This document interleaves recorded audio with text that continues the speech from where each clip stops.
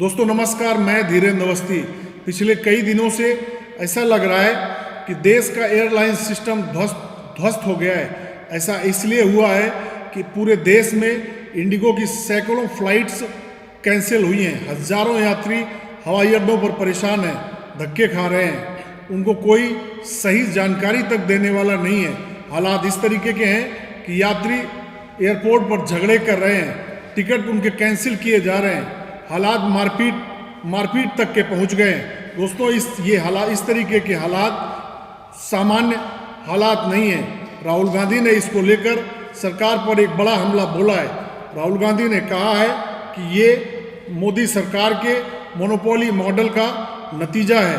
राहुल गांधी का आरोप है कि देश में कई सेक्टर्स में एकाधिकार बढ़ रहा है, इसका असर आम लोगों पर पड़ रहा है।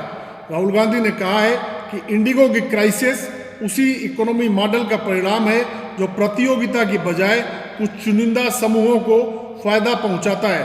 राहुल गांधी ने सोशल मीडिया प्लेटफॉर्म पर एक्स पर लिखा है कि इंडिगो का ये फियास्को सरकार के मोनोपोली मॉडल की कीमत है।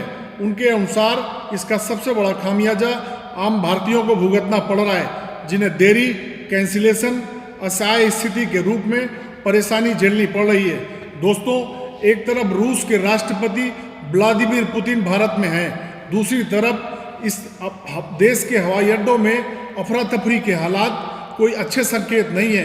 राहुल गांधी के आरोप उस तरफ इशारा कर रहे हैं कि पहले एयरलाइंस के क्षेत्र में भी छोटी छोटी कंपनियां मार्केट में आई थी, जिसकी वजह से यात्रियों को एक विकल्प उपलब्ध होता था। लेकिन धीरे धीरे हालात इस तरीके से पैदा हुए, वो भी खास तौर पर पिछले 11 सालों में, कि कुछ चुनिंदा लोगों को पूरा उद्योग सौंप दिया गया।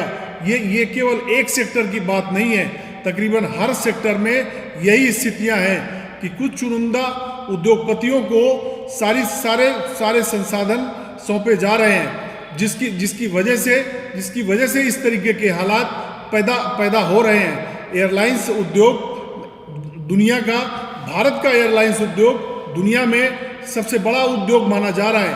अगर इस तरीके के हालात अभी हैं तो दोस्तों ये इस बात का संकेत है कि भविष्य में कहीं कोई बड़ा संकट तो दावत नहीं दे रहा है।